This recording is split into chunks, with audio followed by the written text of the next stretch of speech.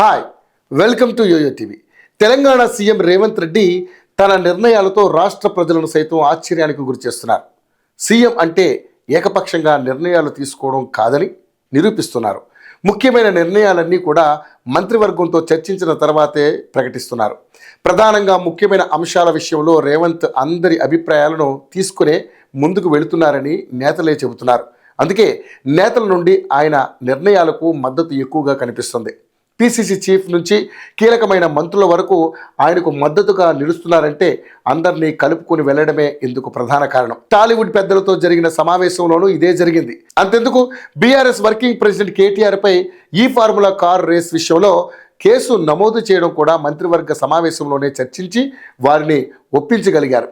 అయితే కేటీఆర్ను అరెస్ట్ చేస్తే సానుభూతి వస్తుందని ఒకరిద్దరు మంత్రులు తమ అభిప్రాయాన్ని వ్యక్తం చేసినప్పటికీ అంత సీన్ లేదని, బీఆర్ఎస్ నేతల అవినీతి బండారాన్ని బయటపెట్టేందుకు ఇటువంటి చర్యలు తీసుకోవాల్సి ఉంటుందని రేవంత్ రెడ్డి చెప్పినట్లుగా సమాచారం.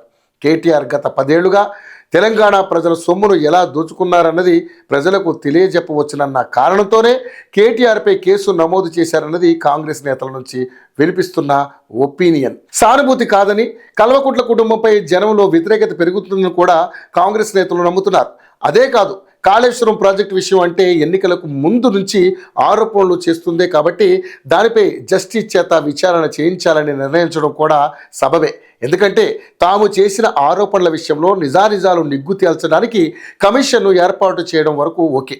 కమిషన్ ఇచ్చిన నివేదిక ప్రకారం చర్యలు తీసుకున్నా పెద్దగా రాజకీయ ఇబ్బందులు ఉండవు.